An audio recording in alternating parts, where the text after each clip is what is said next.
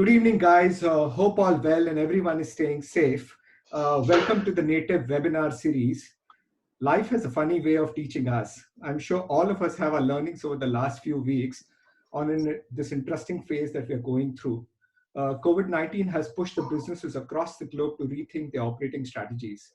What is needed at this stage is a few proactive solutions through collective brainstorming.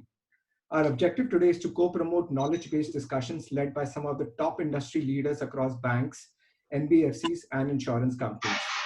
Our theme today is focused on rebooting financial services 2.0. This discussion would pivot around gaining insights into how commercial banks, NBFCs, insurance companies, and the capital market players are dealing with this crisis and plan to reboot post the lockdown.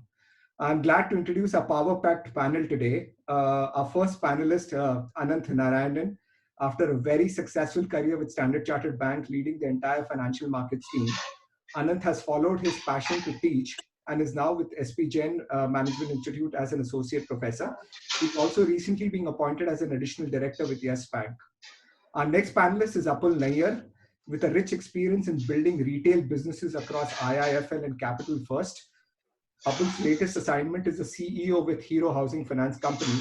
He also held past roles at Merrill Lynch and Citigroup into consumer businesses and mortgages.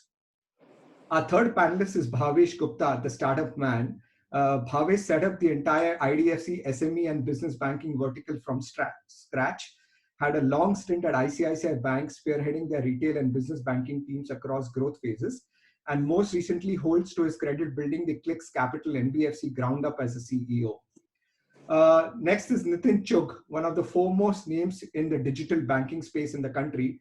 Nitin was the group head at HDFC for building the entire digital banking platform, and in his current role is looking to catapult Ujjivan Small Finance Bank as its CEO.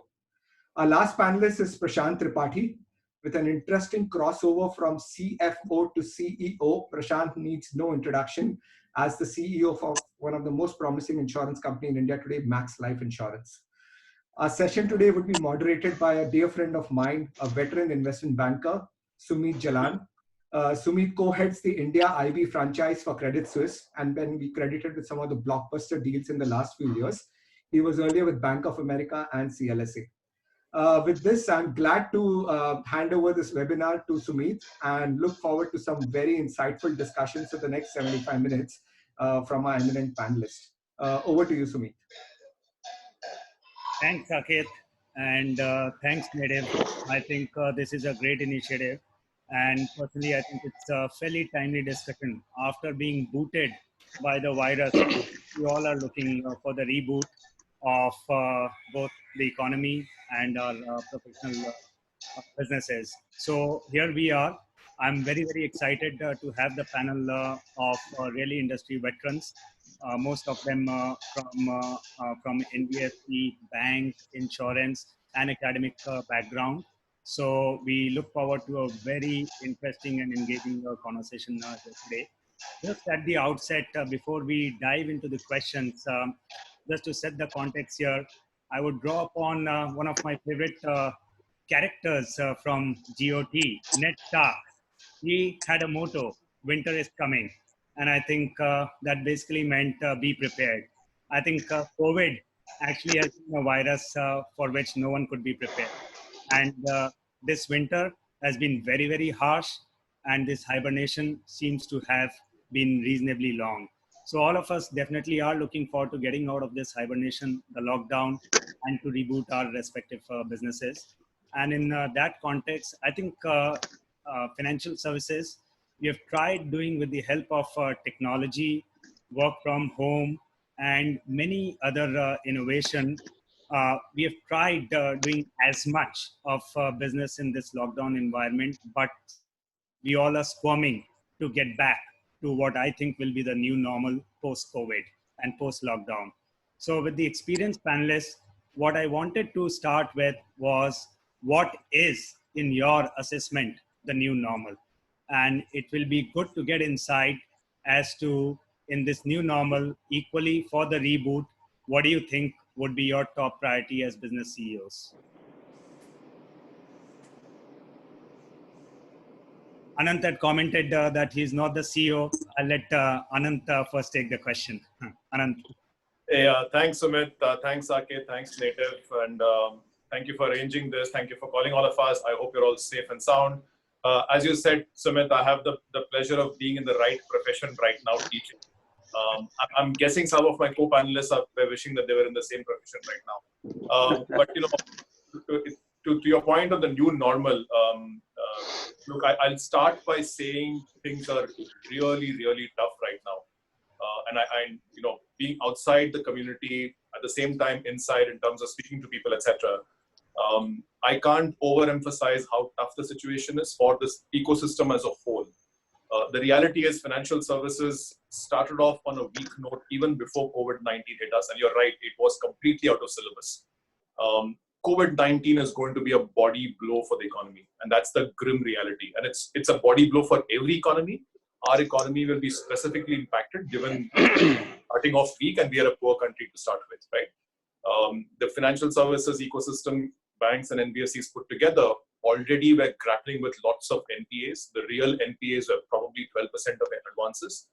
That number could easily go up to 20% of advances. So it's really, really tough times. Hunker down, guys. We've probably not seen anything like this for in our lifetime. So be ready for it. It's going to be really, really tough. The new normal will come later. Before that, you have to pass through a real fire test. It's going to be a really, really tough time. In terms of new normals, look, everything is going to change, I'm sure. You know, technology was already changing our lives.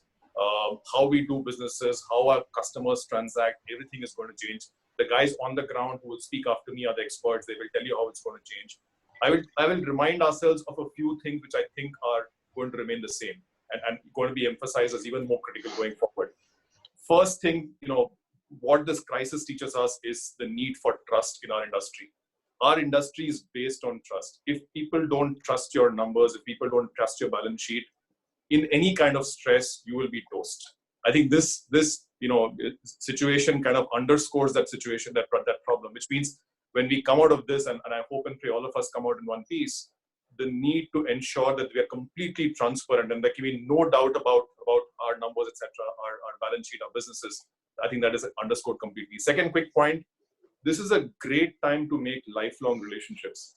You know, you will find customers who are going through tough times, both retail, who are small businesses, etc. Some of them will be deserving customers who need help. If you can pick and choose the right ones and help them at this point in time, they will stay with you for the entire life and for generations together. 3 generations later, they will tell you that you helped me out at this particular point in time, and therefore I survived. Third thing which I would emphasize, you will have a lot of opportunity to lobby with stakeholders, as the bankers, as NBFC, as insurance companies, etc. When you're doing that, when you're speaking to the people who matter, the powers that be in Delhi, Mumbai, etc., don't lobby for yourself. Lobby for them. You know, put yourself in their shoes and give them ideas on what they can do at this point in time. Again, to build lifelong relationship with people who matter, whether it's the ministry or the RBI, there can be no better time than now. So I would emphasize a few things therefore. One is really, really tough times. Hunker down, guys. You haven't seen 3 things which I would say are important at this time. The need for trust is underlined again. The second, lifelong relationships can be built at this point in time. And the third thing is lifelong relationships with policymakers as well, for that matter, in terms of giving them ideas. Don't lobby for yourself, lobby for the ecosystem. This is insightful. Apul, you want to take your perspective on this point? Sure, Sumit, and I'll keep it a little bit lighter because I think Ananth gave a good headline on what we are already facing. So first of all, thank you, Sumit, and thank you, Native, for organizing this session. Some of the positives which are emerging from an event like this is, you know, the new normal is that you know, the same room is your office and the same room is your home. So basically, extended hours of work. The divide between day and night has been shortened. You know, the new normal is you know, looking at employees, their well-being, hygiene, social distancing, and so on and so forth. The new normal for us is also in these tough times, helping the customers with not only on the emotional side, but also on the financial side, hand-holding them to come out of this pandemic and so on and so forth. Focusing on capital conservation and building liquidity buffers and so on and so forth to ensure long-term success of the business and the franchise. Then on the other side, basically thanks to technology, which has made working from home possible. Efficient transmission of and exchange of ideas.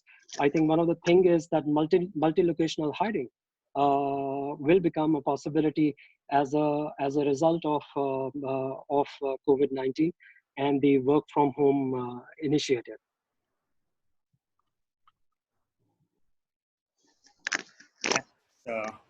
Thanks, Apul. Bhavesh, you want to comment? Yeah, thanks, Sumit. Thanks, native team. It's wonderful to be here. I think I'll start by saying first, the situation itself has to get normal for us to start imagining what the new normal is. And hence, I'll give you my perspective in breaking into two parts, which is scenario one, scenario two. Scenario one, if the medicinal cure is found in the next 6 to 9 months, the lockdown effects are seen in a manner of behavior change that we're imagining, and everything largely starts coming back to normal, let's say between Q2 or the middle and the end of Q2.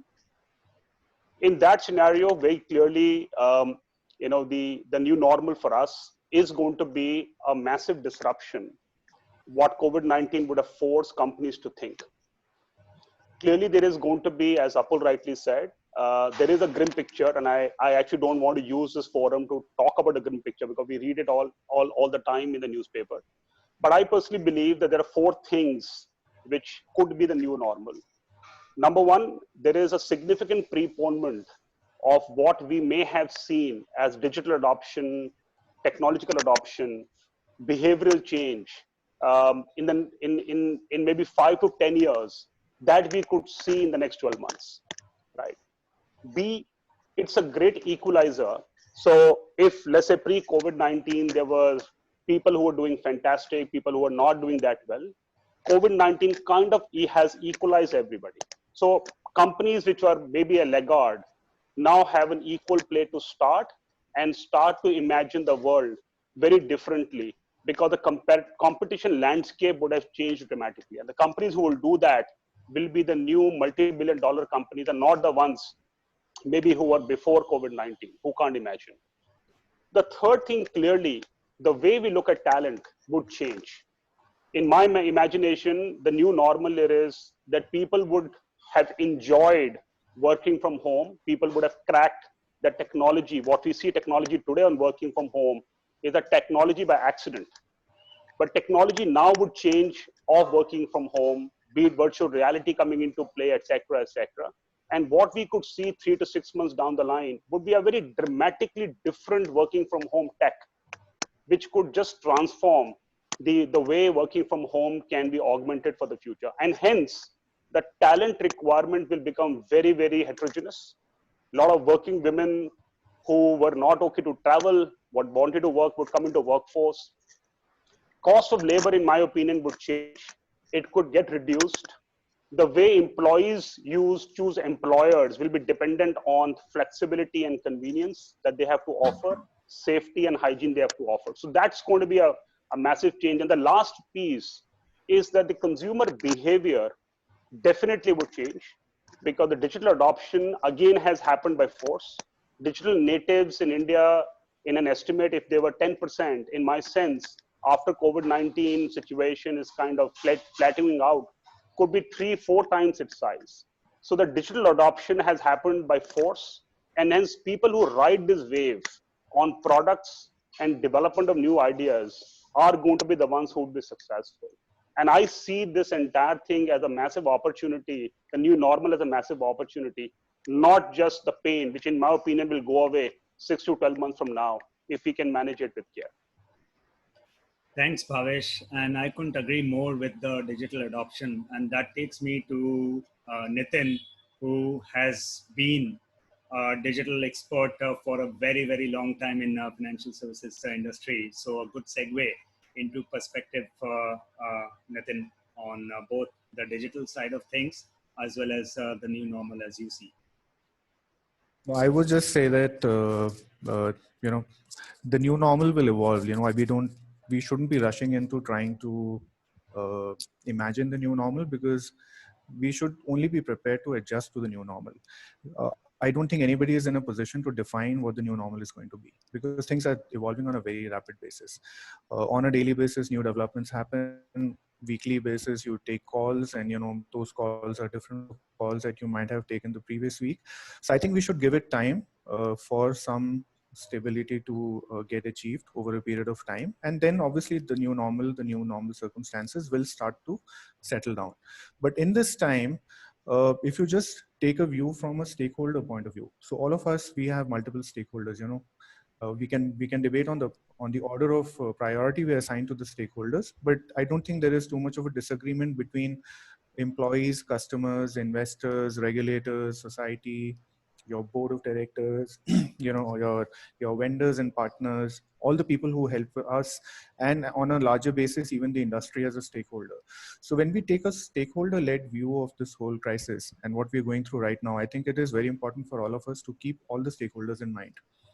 uh, there can be a tendency to prioritize one over the other, which can be a tactical decision. So you, at some point in time, you might believe that, I should first look after my employees, which should come naturally to all organizations. So you look at the well-being of employees, you look at all the different ways of making them, work from home or whatever else, and including policies, to look after your employees. But at the same time, when you look at the other stakeholders, let's say customers, the customers also need to be kept very close at this time. All of us who are in the lending business, we are going through a state of transition, because we might have extended moratorium. We are dealing with different kinds of customers. So this is the time also to be extremely empathetic with our customers, and also stand by them, because these customers are also going through difficult times. I don't think we should start to believe that only companies are going through difficult times, because it is all pervasive. This is not a situation where anybody can say that I am unaffected. Everybody in some manner, large or small, has been affected. So we need to also be very close to our customers, be ready to help them in this time, and even after we are able to come back to some semblance of normalcy. The third set of stakeholders, which is the industry, I think all of us also owe it to the industry that we are part of an industry, and we can create those you know sub segments within the industry, whether you're a bank or an NBFC or a fintech or whichever else. But really speaking, this is also the time for collaboration. People need to stand by each other, help each other, take ideas from each other, and quite honestly, we are seeing a lot of that happen right now in the current circumstances, including what you guys have organized today. It is brilliant, because it is helping all of us also listen to each other, more than address the people who are on the webinar, but it's also giving us a chance to also listen to each one of us. So this collaboration is coming out as a very prominent theme. It was always there, but I think now it's going to be far more important. Now, within these three stakeholders, there is a chance to, since you talked about digital, I think when you start reimagining what can the new normal be, it is also giving us a chance to look at things very differently. Some people who are in the business of digital or in fintech, they perhaps have been ahead of the curve. Their thinking has always been ahead of the curve, because they have looked at problems from a way that normal people may not even observe them as problems. So they have always looked at solutions which are normally ahead of time. This is a time for all of us to appreciate those and see if we can bring them ahead much faster during this time, and make those decisions, make those investments, and try and see that if we can change the whole narrative for customers, the experience for customers, the way we internally work within our organizations. So I think this is a very good time for doing all kinds of transformational work, cutting through any kind of bureaucracy that might have been there, or any kind of process or other kind of things which would have been there in any organization. The next one is, if you look at the other stakeholders, like your board or the regulators or the society, and I'll cover all of them together. Otherwise, I'll probably keep talking for a long time. we owe it to all of them to at least keep them involved. We obviously owe it to the society. So all those of us who, are obliged to spend on a CSR basis or otherwise, like we've been volunteering a lot through a lot of our staff, which is, doing this completely on their own violation. And we are seeing people actually feeling very happy about this. So this is also the time to do as much as we can for people who are not even getting access to basic necessities. This is the time to also stand up for people who also need a voice to be, have a voice but is not being heard. So that is on one side, but at the same time, your board of directors, your regulators also have to be kept completely involved. And I think all of them, I would imagine for most of us, these are really very intense and logical discussions which are going on.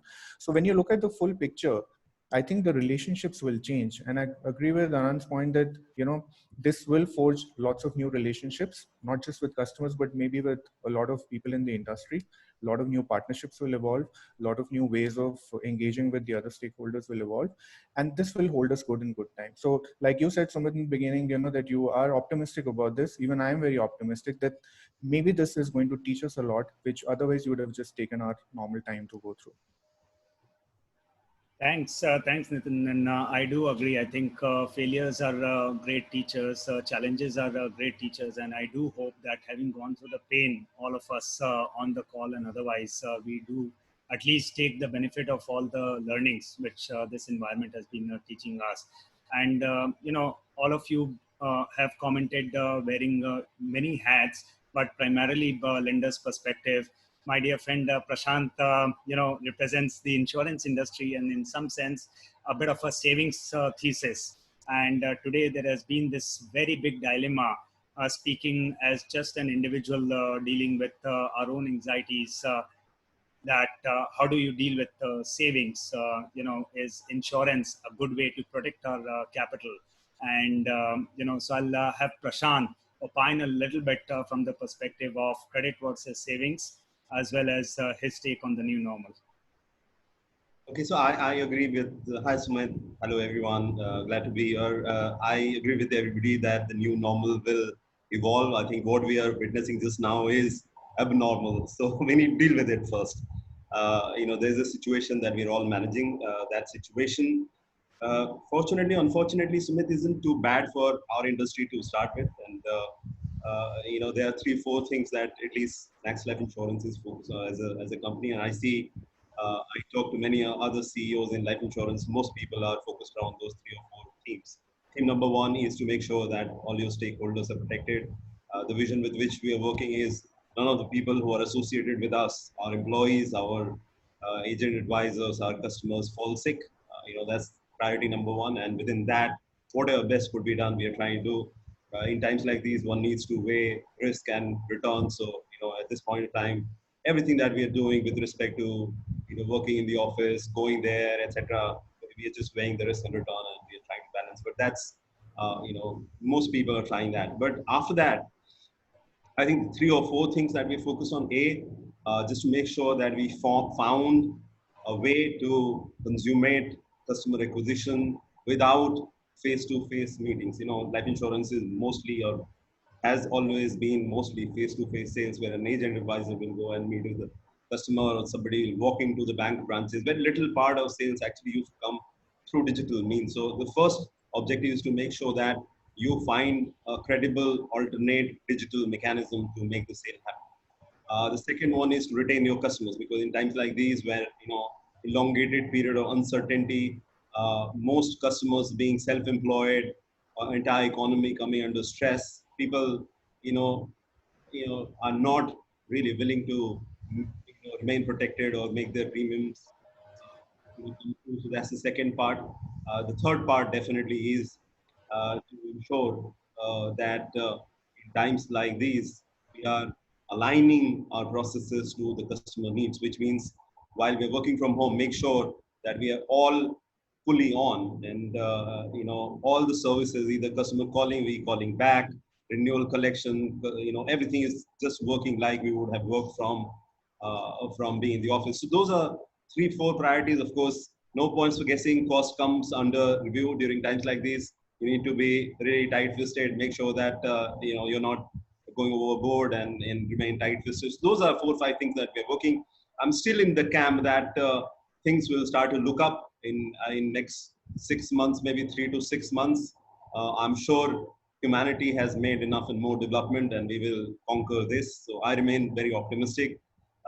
Once the new normal evolves, Sumit, and I'm sure the new normal will evolve, I know that it is going to be much better than pre-COVID, because what we will have is the best things of pre-COVID and the best things of during COVID, right? Which means there will be things evolving around customer behavior, like Bhavesh mentioned, but also new ways of working, new approach to infrastructure, new approach to working in the office, new ways of saving cost, new customer oriented products, etc., etc. So I think the best of previous world and the best of current world will amalgamate, and we will have a better world when the new normal evolves, far more efficient, far more customer centric, and far more smart than where we are today. That's my view. And before I finish, I must tell you that COVID is really testing all the stereotypes. And I must tell you that 3 months ago, if I had told all my people in sales team saying nobody is going to office from tomorrow, and I want the number of policies to be same as last year, people would have raised hands saying we are not going to take that challenge.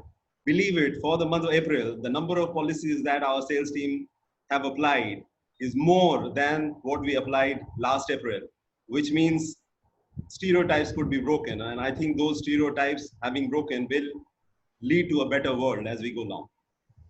Thanks, Prashant. And I really love the optimism here of our panelists. So I think it's going to be interesting. And just segue into the next question, and hearing the optimism of most of the panelists here.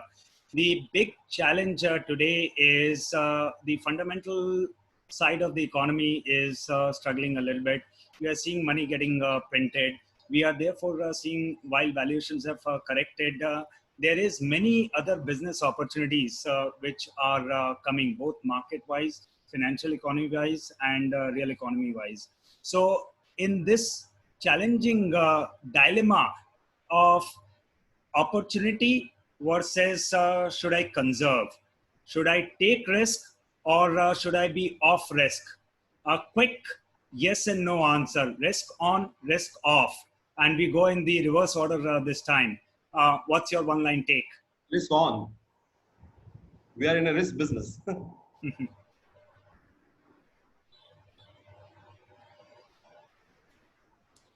I would think that we still have to take risk.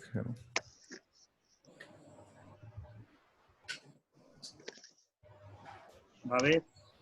See, my view would be a bit more calibrated, being an NBFC lender and not a bank or an insurance company. I think short-term risk off and medium-term to long-term risk on, full-time on, but short-term risk off. I think from my perspective, Sumit, again, it's going to be similar to what Bhavesh mentioned, calibrated, but for existing customers who are with us in a calibrated manner, assisting them work their way through this downturn will be a risk on. New customers, again, will be evaluated on a very on a strong measure, and then yes, as we approach the next phase, there will be risk on for them as well. Well, Sumit, I'll go with what Bhavesh mentioned. I think it has to be calibrated. You have to start with a caution right now. I think the classical answer would be the MBA answer, which is it depends. If you've got your powder completely dry and you've got a lot of money to spend, etc., then sure, I mean, you can afford to go risk on slowly. But even there, I would suggest be calibrated, because we don't know how businesses are going to be impacted through COVID-19. I think calibrated, be hunkered down, and then eventually, yes, things will get better. At that point of time, you have to be ready with the powder dry to go risk on. Interesting. So, Ananth, you do spend time with policymakers. So why don't I start this question with you, and we go in that order. Again, one line, your perspective, if for 30 seconds, if you are the RBI governor, what is the top idea or reform? So I'll go one step even beyond RBI governor. Let's say or prime minister. Why stop there? Look, I think the starting point has to be a recognition that things are looking bad. Okay, and there is no shame in admitting that every country is going through trouble. We are also going through trouble. I don't like sugarcoating stuff overly because that leads us into inaction, and therefore the need for action. What action would I require? See, at the moment you have to wait to see how things develop. But there is humanitarian distress. There is distress of businesses, particularly small and micro, medium businesses. They require help. You don't have a choice, which is why we have to print and spend right now to ensure there is no humanitarian or economic distress. So let's assume, God willing, in 2 months' time, COVID-19 is behind us. We have a medicine, we have a vaccine, so we come back to some kind of let's get back to normalcy. I don't know if that's the case, but let's hope for that. What do we then do? We will still have an economy which is completely battered. Financial sector would be battered. The small business would be battered. People with livelihoods would be battered. Banks would be battered, and the government would be battered with printing and spending. But the beauty is we still have plenty of potential. That doesn't change at all. What would I do? First, clean up the financial services ecosystem. Face it, we are sitting with too many NPAs across the ecosystem that's hunkering us down. We are in no position to fund growth as things stand. You have to clean it up. You need a bad bank to take off bad assets. You need reforms like PTNI committee reforms to clean banks. That's the first part. Second, lots of sectors which are simply not viable, sitting with chronic stresses. Real estate, power, telecom, airline shipping. We can't kick the can down the road. We can't continue to be ostriches saying, ye problem chalta rahega. Solve the damn problem. They're all solvable. So do that. Third part, look, our biggest strength is our people. We've got to get jobs and output. We've not been able to do that for decades now.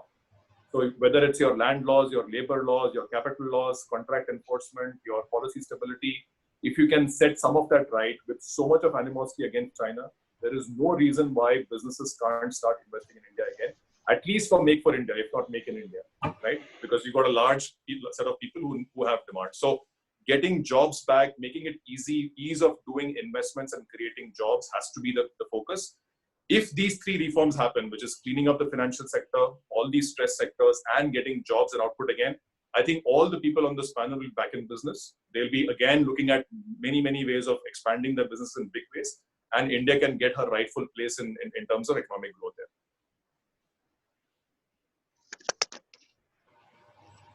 there. Bhavesh? So I don't want to be the RBI governor, that job at this time. So I'll pass to Ananth maybe, or to any of the other panelists. But look, I think the first thing here is the current approach has been that you have the patient on the operating table. You operated a patient, but patient is dying, right? So I guess that mindset has to change of incrementalization. And if growth has to be bought in, the focus has to be growth because India's story continues to be there. I would recommend 4 things that I would say has to be out there. Number one, we need to capitalize, to Anand's point. We know NPAs will hit public sector, private banks, right? PSUs, NPAs will hit them. Why don't you put in massive loads of capital into public sector banks at this point in time and give them the leverage to go and lend, right?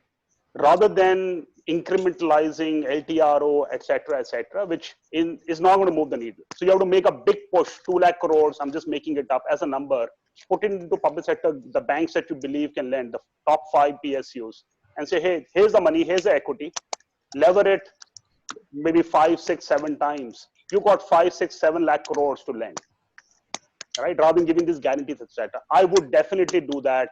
And maybe in my mind, imagine that, okay, this 1 lakh crore ain't coming back. It's going to be written off. That's fine. But that would have multiplied, right? The velocity, the M0 into velocity is equal to M3. Formula has to be out there. That's number one.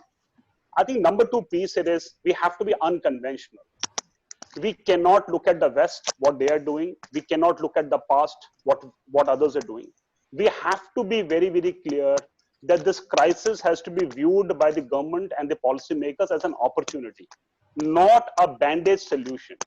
So to look at it as an opportunity, you have to be at zero base of imagining what can make India take this crisis as an opportunity, not only for India, but globally.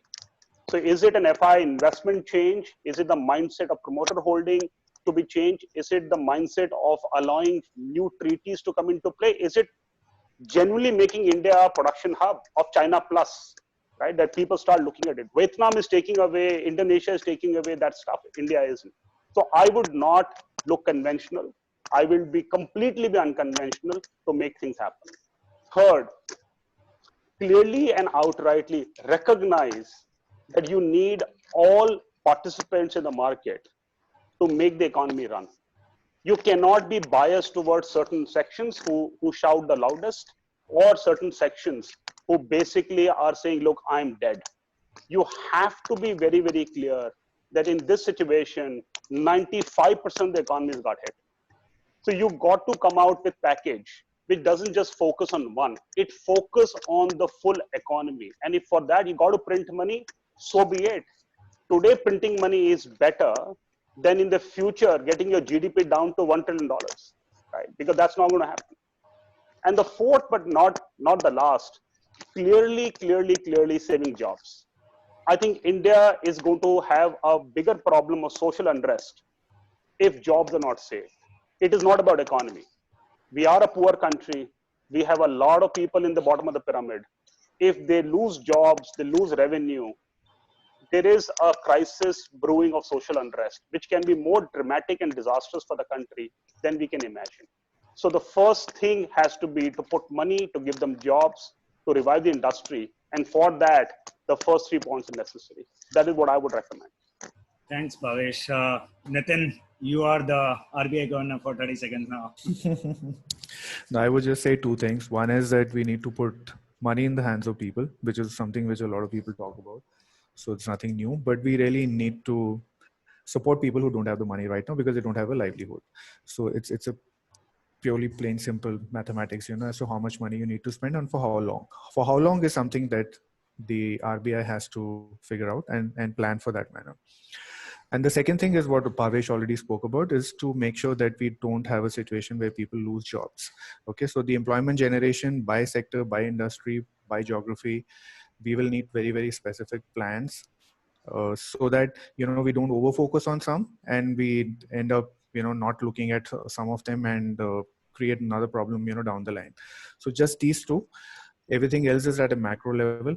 I think people in those positions are capable to take those decisions. People are well equipped and they have the information to take those decisions. But yes, a lot more stimulus is going to be required. That is something a lot of people have consensus around. What we have done so far is helpful, but it's not enough.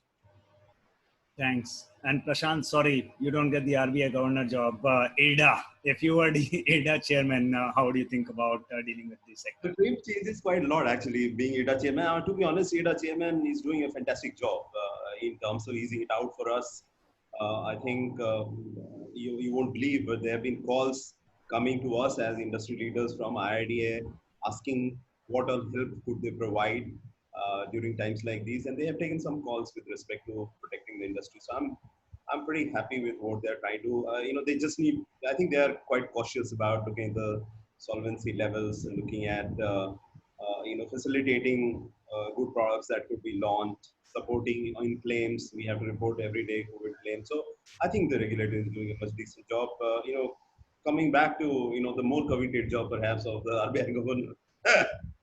I quite agree with what the co-panelists have said. Time to blow the fiscal mindset, actually, because if we remain conservative, I think we'll lose a big opportunity, or we will be in a bigger hole actually to manage that. So conservatism with respect to fiscal at this point of time isn't the best thing, and being much more agile, actually taking calls, remaining focused on industry which are suffering. Those are the real calls that we will have to make.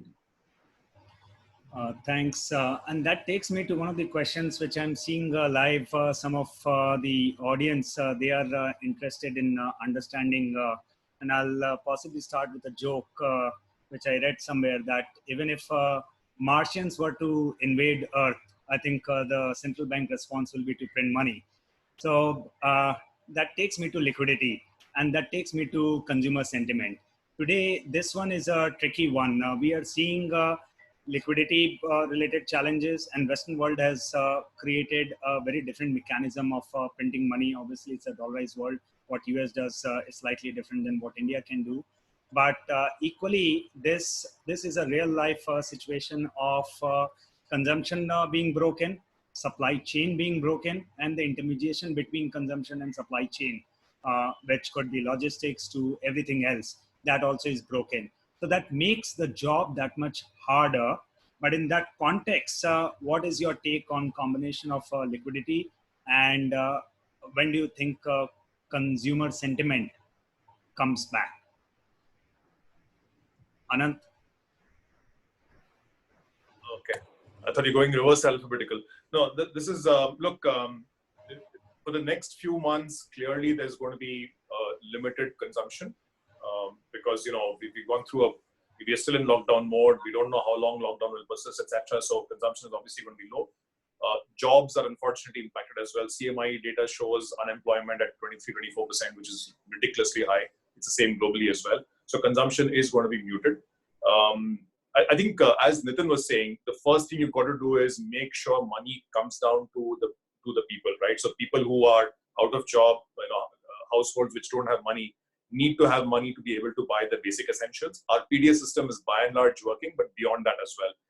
And in the US, you've used liquidity through banking system and through this, you know, the Trump program, whatever, to actually give money through small businesses through payroll. You can't necessarily do that in India because, you know, only 15% of our businesses are organized. Most of our businesses are unorganized. So you probably have to do something like an actual helicopter money dole to all the people who require it below a certain level. So there's no other way of doing it.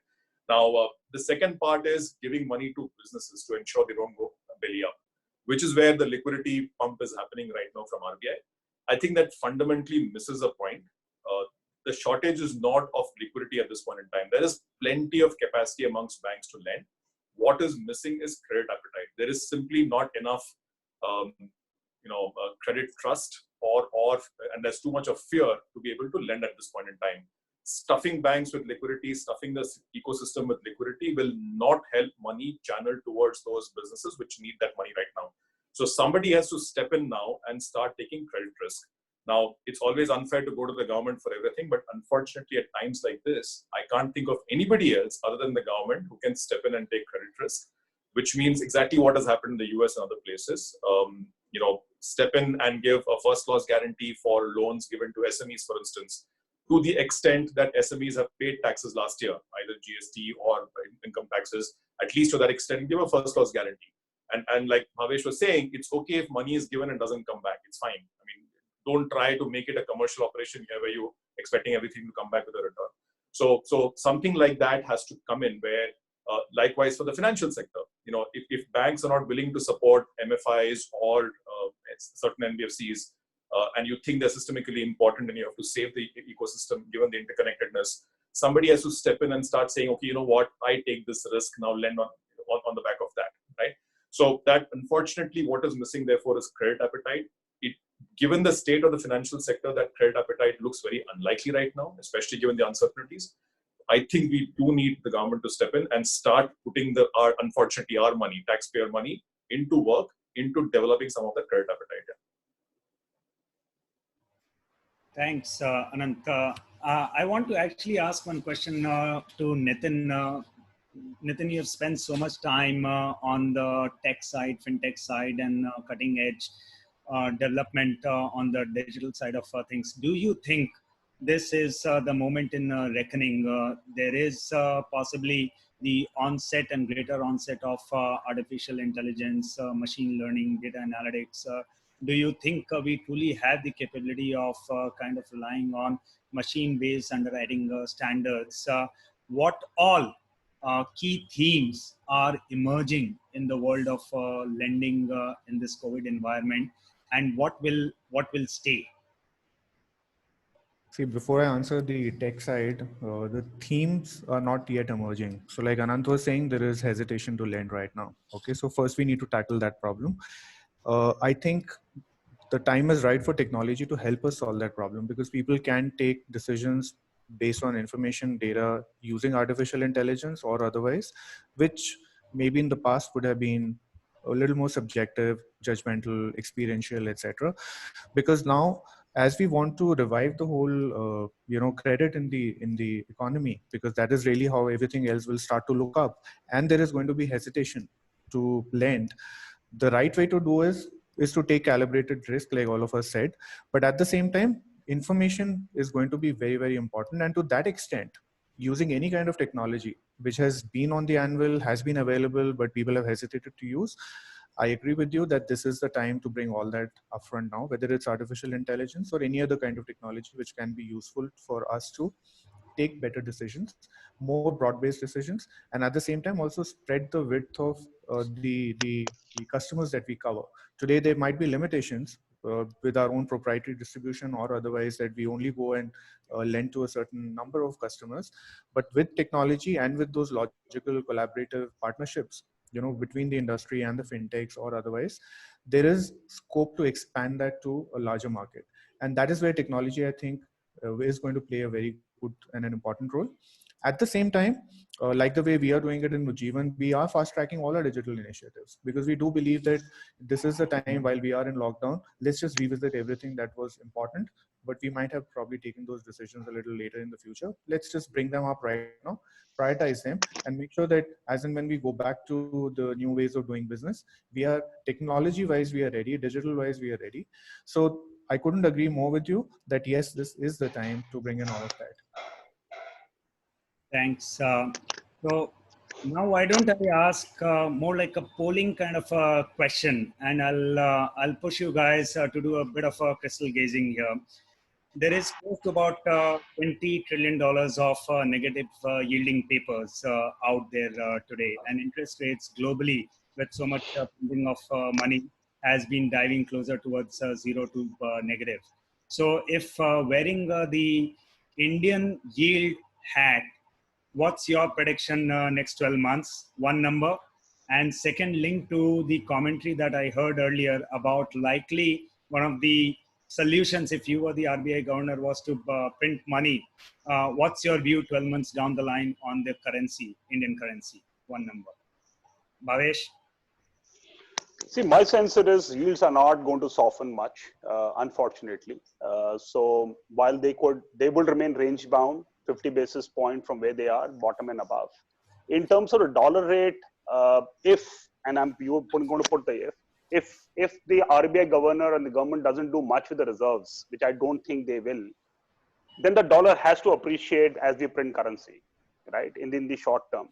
But my sense here is, and this is the optimism I bring in, there is $5 trillion of stimulus globally, which is already being given.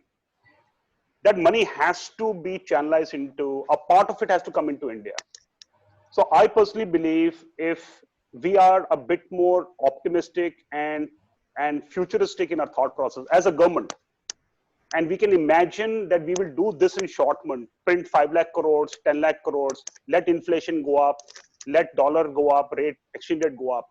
But if we can, by that action, 12 months forward, bring in even 10% of that $5 trillion stimulus as a FDI into India, I think we would be in a much, much better situation than we will be in the short term. That will be my view on this piece. Thanks. Prashant? Sorry, Prashant, can't hear you. You're on mute. Can you hear me? Yeah.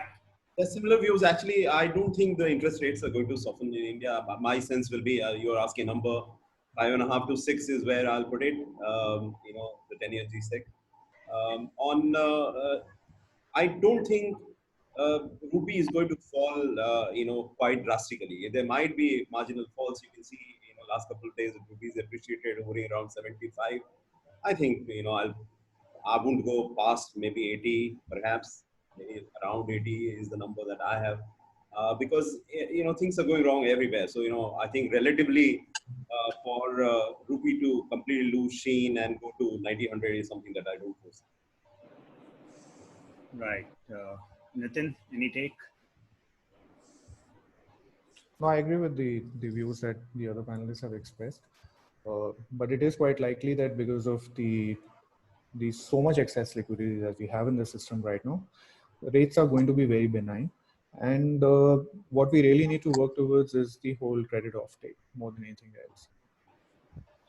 So I want to actually segue a little bit away from just basic finance to a little bit of the current environment and its impact on the anxiety levels, on job insecurities, on we commented on consumption levels kind of going down, partly because of lockdown and partly because of every individual's expectation of near-term future, and that being that much bleaker. So, in your assessment, how are we seeing this? With job losses, salary cuts, the employee anxiety, is that here to stay? Is it temporary? And what's the nearer term, long term impact? There are many people in the audience who are quite interested in understanding this dimension of what touches their personal finances. Would love to hear, Ananth, your view. Well, Sumit, it's a tough one. Look, so the Labor Bureau statistics shows that 17% of India's 47 crore workforce is salaried. About 37% is casual and contract staff, typically daily wage, and about 46% is self-employed. Okay. Now, I'm sure most of the people on this call are either salaried or running their own businesses. Right? So we are actually an elite group in that sense. I don't think this group will be impacted that much, and hopefully we have the skills to reinvent ourselves in case there are those odd issues which come up. Already the issues at the lower level, and Nitin would know this well, at the lower level, the issues are fairly severe already, right? What we are all hoping for is a quick recovery, and therefore it's impossible to say whether it's temporary or permanent. If we have a quick recovery, 3 months time, etc., where things get back to some normalcy, hopefully this will be a bad dream, which goes behind us quickly.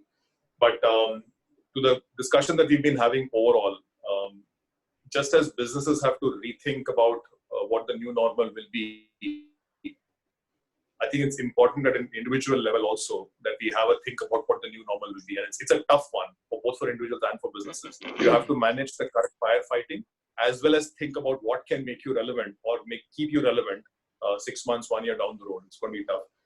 Short answer, Sumit, it will be tough. There will be stresses. There are already visible stresses globally. You're seeing the US numbers, 14-15% unemployment, etc. This is going to be a tough time given the crunching down of the economy. It can't be avoided. One hopes it comes back. But take solace from the Indian mentality, which is that there's somebody who is far worse than you are, and that's the bottom of the pyramid. And second thing, you have to think about what the new normal will be and what skills you acquire in this period to stay relevant 6 months, 1 year down the road. Thanks, Ananth. I think, Ananth, you assumed I'm not headed towards the bottom of the pyramid. I think the way investments are going, gradually there's fattening of the bottom of the pyramid. Many of us are joining there soon. But jokes aside, Prashant, it will be nice to hear your perspective, specifically wearing insurance industry hat. And one incremental question I have is, we saw the behavior to cut down costs and moratorium and deferment. Many industries used the concept of act of God, quite relevant in insurance space, or force majeure. So what's your take? Are these tenable? Second, well, post-COVID, you see a lot more in a general insurance context, not life, the insurance claims going up or litigations going up with some of these premise being tenable or not tenable? I think if from our context, especially life insurance context, Sumit, I think there's no way any of the life insurance company is going to show force majeure to somebody who dies out of COVID. That will be criminal, actually. One also needs to see the numbers. The good part is of the total population, of the total customer base, how many people are contracting and then how many people are dying. And most of the life insurance companies also cover themselves with pandemic risks through reinsurer or coverage. So, there's another level of protection which is already built. You'll be surprised to know that the number of claims actually have gone down quite drastically for life insurance companies because nobody's moving around, nobody's walking out, there are no accidents, etc. And from that side, from mortality side, I don't see big risk actually. Even on general insurance side, if you look at, claims with respect to assets, etc., would have gone down. That's my sense, especially, motor vehicles, etc., would have gone down. Not many people are going to hospitals either. So, I think the health claims would have gone down too. So overall, not a worrisome thing with respect to claims, but we must understand that, our industry, especially life insurance industry, was broadly, as you mentioned earlier, savings oriented. And the savings is a committed savings over a long period of time. We get into long-term contracts. If this situation continues for a few more months, there won't be that saving left for somebody. And the second part is people will be very reluctant to make commitments over a long period of time. So the situation that will emerge is the protection business will start to grow, but the protection business is very small. It will start to grow and it will become higher than what it is, but there'll be a big dent on the savings business, which unfortunately may be a reality. Completely depends on how long this lockdown continues. So hard to predict at this point of time, Sumit, but I do anticipate stress on the total business growth. I do anticipate stress on businesses. While issues around solvency or issues around, liquidity may not be an immediate concern, but the world is all connected, right? We make tons of investments, we are all invested. Now, if things start to go, bad, and the entire world is connected and there's contagion going around, etc., we might get hit. So those are things I worry about. So on short term, to cut the long story short, what I worry about is demand, especially on saving side, and what I worry about is something going wrong with our investment portfolio as a result of the entire thing, going into a vicious cycle. Those are two issues that I grapple with. Nice. One last question from my side, and Saket, it will be nice to see if there are incremental questions. Sumit, I think we have 61 questions filtered by our team, which I can see in the Q&A pop-up. And we are in the last 18 minutes of our panel discussion. So I think after your last question, you can move the screen to the Q&A pop-up. And I think there's some very interesting speaker relevant questions and general questions that the audience is asking. So the ones that you think are still unanswered, you can raise that to the panelist. Absolutely. So the last question, going back to individual anxieties and job losses, and Bhavesh, if you want to comment, do you think that the workforce will need to reskill themselves, retool themselves around the new trends that will emerge post-COVID? What should, as an average employee, one should be thinking about to navigate post-COVID world from skilling perspective? I think it's a fairly simple answer to this complex question. Reskilling is going to be mandatory. My guess is, and the unfortunate part is, as we are imagining for our own company and for people that we see, let me answer the first question on anxiety. I think the media does a great job in building anxiety in all of us, right? So they try to show the bad news all the time. So there's a huge anxiety, I should say, even within our organization and the people that we speak to. And my sense is this anxiety is natural and will continue. Obviously, as people and companies, HR, CEOs, etc., we have to do a lot in making sure that the anxiety does not necessarily become over the top. The reskilling part, I will break into two parts. I think the entire automation, digitization, AI, ML use will get significantly accelerated. Unfortunately, this means the certain jobs will become redundant, right? And these will be body shops jobs, contact, field investigations in RPs, a lot of stuff that you do without RPA, etc., on automation. Those jobs, unfortunately, will get redundant. I don't know, can such people reskill themselves to be relevant in digital AI ML? I don't know. I have my question mark and I don't have an answer. What would happen to that 25, 30, 40,000 rupee runner who was going and picking up documentation, which I could now start doing digitally? I have no answer for that. But for the rest of the crowd, which is people who are doing, let's say, underwriting, people who are managing operations, they must reskill themselves to become relevant. I personally believe coding will become a very natural skill that people will have to learn if they want to be relevant in this world. Analytics, data science will become again something which is very, very natural for people to be relevant. But would there be that many jobs which can consume so many people who can code, manage data science, etc.? Again, the question in my head, I don't think so. So you will, unfortunately, as people become more digital, automated, use ML, AI, etc., at least in our world, will lead to a lot more efficiency, which unfortunately means a significant amount of job losses over a long period of time. I can see that happen. Thanks, Bhavesh. Saket, you want to move on to, I see like over 70 questions from audience. Some I've Yeah. picked up and asked, but you want to pick up other questions? Yeah, I think, Sumit, we have a lot of questions come up, and I think a lot of them have been answered as well.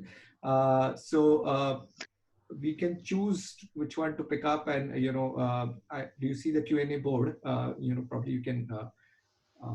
I also WhatsApp to you some of the questions that got filtered. So we can choose from this entire list. Yeah, one question is, say, Shailesh is asking, what would be some of your suggestions to government for getting the economy back on track?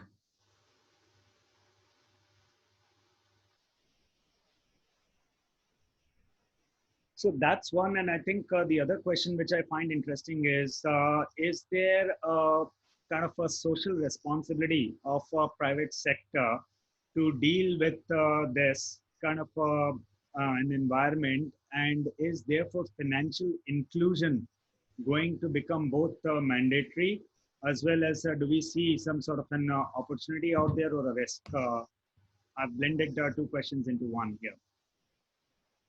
Ananth, you're smiling. On what should the government do, I gave a long wish list yesterday, and as a professor, it's my privilege to sit on a chair and say what needs to be done without having a clue how it gets done. But genuinely, I think cleaning up the financial sector, cleaning up sectors like power, real estate, airlines, telecom, etc., and creating, as everybody said, creating jobs and output, I think are going to be very, very critical. It's all possible, can be done, I think has to be done. On social responsibility, I have a slightly different take. I don't believe in this bleeding heart charity stuff. But look at the brutal reality. If there is genuine distress on the ground of a kind that we've not seen maybe since the 70s, the point that everybody made that social unrest is a real risk cannot be understated. We saw bits of that in Mumbai as well, right? When migrant workers are trying to go back. Imagine migrant workers walking for hundreds of kilometers trying to go back home. This is crazy stuff. For our own self-preservation, for those of us who invest in stock markets, etc., we can't allow the difference between the poor and the rich to expand at this point in time. It's for our self-preservation. Forget about bleeding heart, doing charity kind of stuff. This is again, while I talked about the possibility of reforms, 91 type of reforms where we need to do a reset and therefore achieve the greatness that we are capable of. It's equally possible we shift towards the 1970s type populism. If you have deep distress, if you have every sector, somebody mentioned 95% of this economy will be crying for relief. The compulsion to do continued print and spend beyond the crisis will be very, very, very high. In which case you could go back to the 70s, Garibi Hatao, high wealth taxes, high income taxes, closed economy because you can't import stuff and you have to control your currency. This is not outlandish, it could happen. Now, one way to prevent that is to nip this in the bud and address what is genuinely pain on the ground. Don't close your eyes to what's happening in the slums around you. Don't close your eyes to what's happening to your workers, to your workforce. This is not bleeding heart stuff. This is common sense. This is, when we celebrate stock markets going up today, I don't know whether to laugh or to cry. When there is so much of economic distress and you have stock market back at 9,800, people saying, yay, NFT is back again. This is asking for trouble. So, social responsibility is no longer a gun on the head, do this and fulfill and tick that box. It's about self-preservation and making sure that you don't allow social unrest to go. Interesting.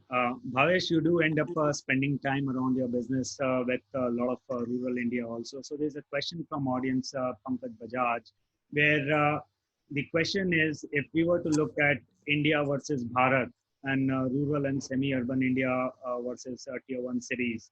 Do you see that the pain as well as the recovery will be any different between India versus Bharat?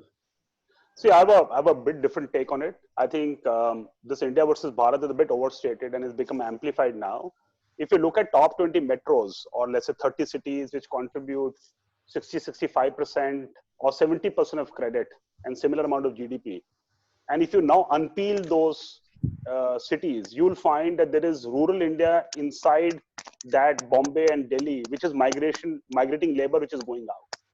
So my sense here is that if that migrating labor does not return back for whatever reason, there is going to be distress both sides, because there are not that many jobs in rural India to accommodate so many migrant laborers.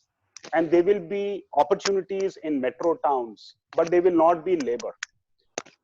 And hence the point in my head in the short term here is that there needs to be a protected environment, which obviously means jobs again, for people to be brought back into these towns and cities and allow them to work and earn their salaries so that they can remit the money back into their household in rural India, which then revives that economy. So we have to understand how India runs.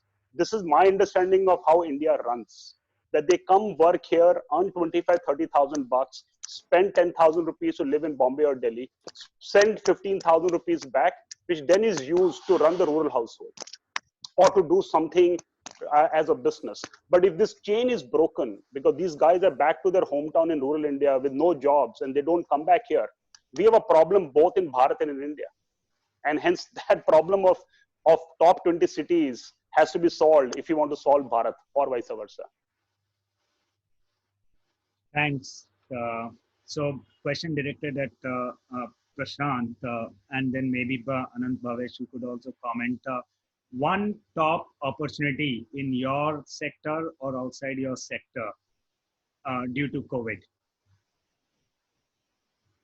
So I will say two, high level of protection. I think that's a big opportunity. Have been mindsets. Industry only sold close to 3-4% protection. I think that number will go up. There is a need. People realize that need, number one. Number two, I think the ability to digitize a significant part of the manual effort that goes into selling life insurance, those two. And like I mentioned to you, COVID is teaching us those lessons, and that will definitely be important.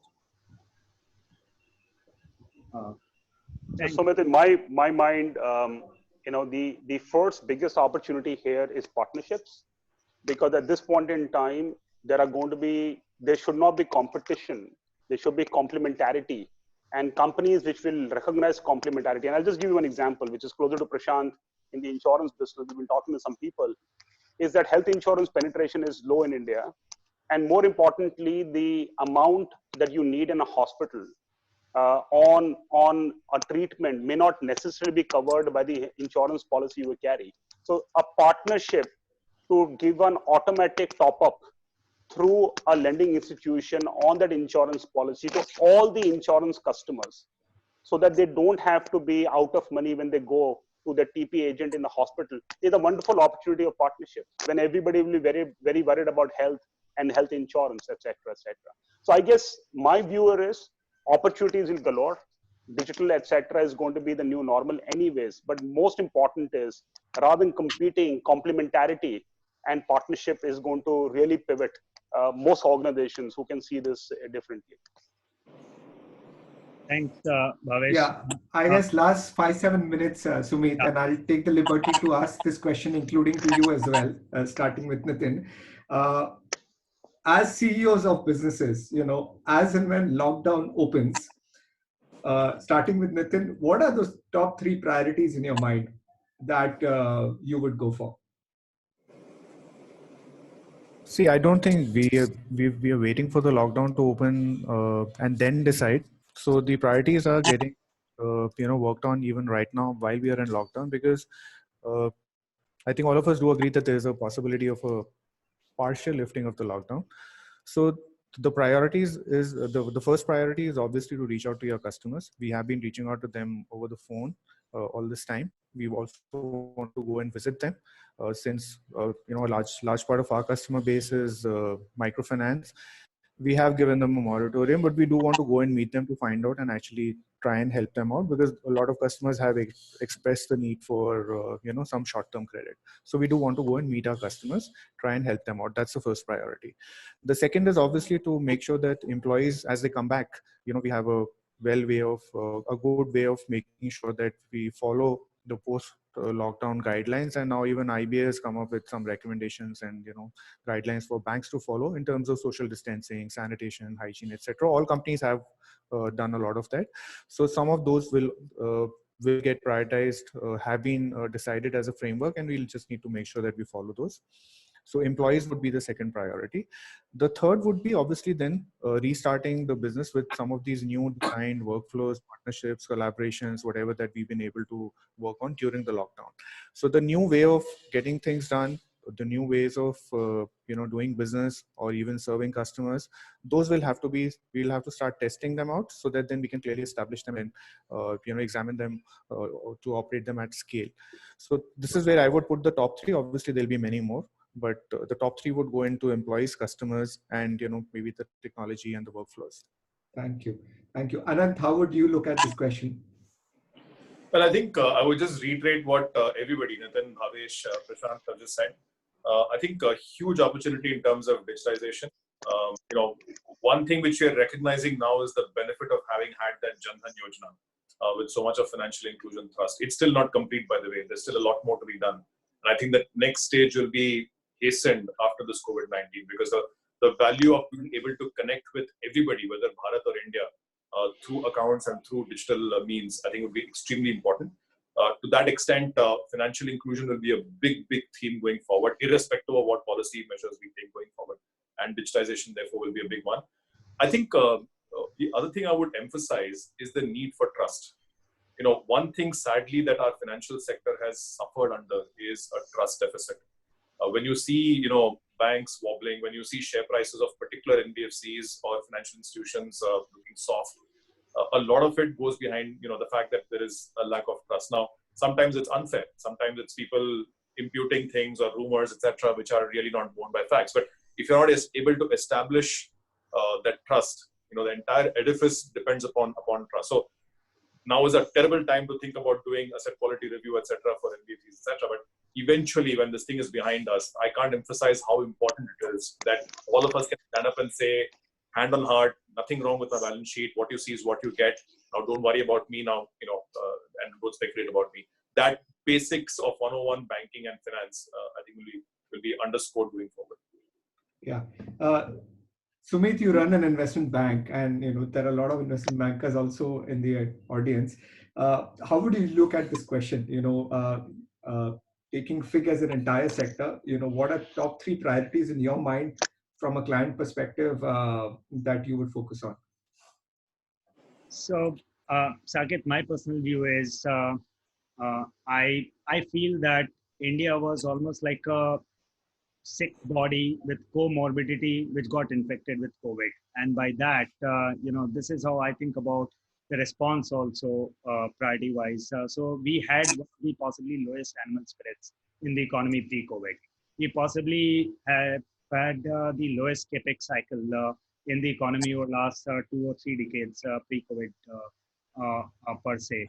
So I think what's needed, to my mind, is as many conversations is confidence and certainty, because it's incredibly difficult as business people for us to take calls with a lot of uncertainties. Some are in your control, and one needs that guidance. That if there's too much of disruption, natural disruption aside, then it just becomes harder to take long-term calls.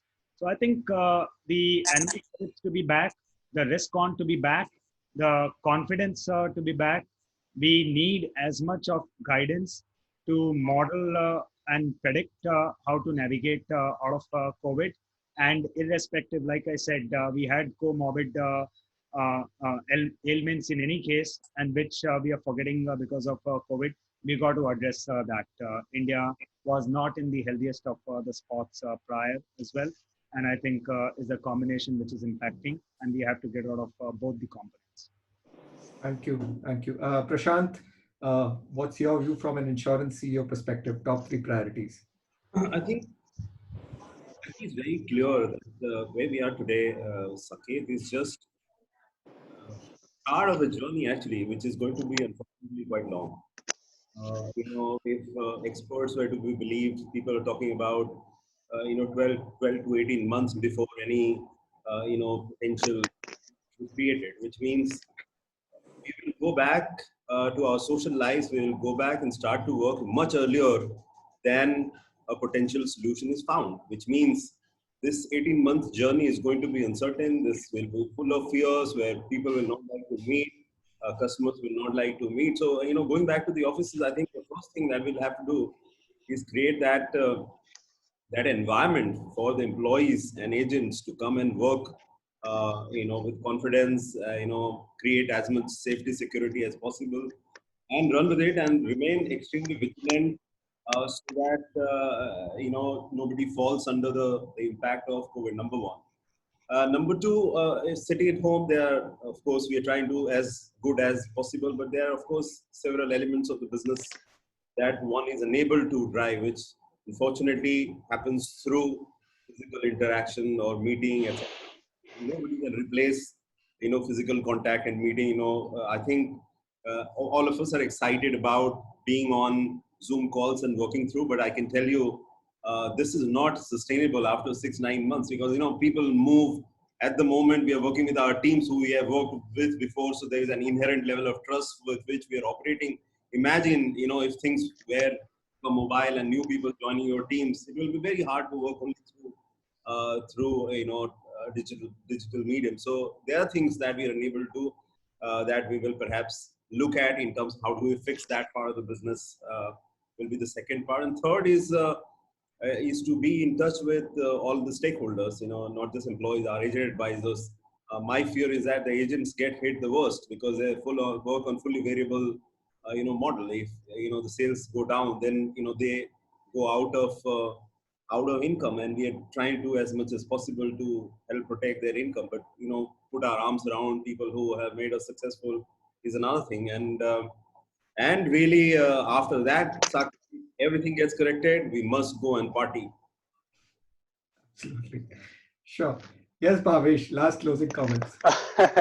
So a lot has been said, but I'll just give you my perspective, what we are doing actually. So it's easy for me to really say that. One is clearly not losing the data which is coming in this situation, right? To imagine what we believe is Clix 2.0, right? So there is a clear focus on imagination of Clix 2.0 with a lot of data, customer behavior change, ethnographic research, engagements, etc., because it just gets lost anecdotally. So that's priority number one, so that we know what it could look like, and hence we can work towards that. The second part is to clearly look at anti-fragile business model, because what COVID has said is that every business model is fragile. We had very mundane BCPs, but we were very fragile. So with one such situation, it just broke. What does an anti-fragile business model look? And can we again imagine that anti-fragile business model by putting various scenarios and try to build that kind of redundancy and efficiency in the business? And the third, very clearly, which is tactical but realistic, is portfolio. Because as the CEO of an NBFC, very clearly we see our priority is how are we going to manage our portfolio, which comforts the rating agencies, which comforts our investors, obviously regulator, bankers, etc., etc. And how can we make sure that damage is the least? There is going to be damage, but damage is the least. And many of our panelists spoke about how can we demonstrate empathy to our customers, that we don't go overboard in collecting without recognizing they're also equally in pain. So there will be a very different form of collecting, because these are not people who default all the time, but they are hit by circumstances. So how do you collect with people who don't have an intent issue, but have a circumstantial challenge? How do you help them, but still manage your portfolio? So those are my 3 or 4 things that we're focusing ourselves on. Perfect. Thank you. I guess time is of an essence here. All of us are used to grandmother stories, and I'm sure as and when we become grandparents, this will be one of the stories that we will share with the generations to come. Thank you indeed for an insightful session, bringing out a lot of clarity and direction of how the financial ecosystem can reboost post the lockdown. Thank you, Ananth. Apul unfortunately had a connection failure, so he kind of got terminated midway. Thank you, Bhavesh, Nitin, Prashant, and Sumit for sharing your perspectives. Thank you for all the attendees. At its peak, it almost had 700 people who were listening to this webinar, which is like huge. We look forward to hosting more such webinars. In fact, there's an interesting one scheduled for tomorrow with panelists from private equity and corporates discussing course correction. All of you can attend the same. Thank you once again, the panelists. Have a wonderful evening. Stay safe. Enjoy the long weekend, and I hope we get back to normalcy soon. Thank you. Thank you. Thank you, everyone. Thank you. Thank you, Thank guys. you. Thank you.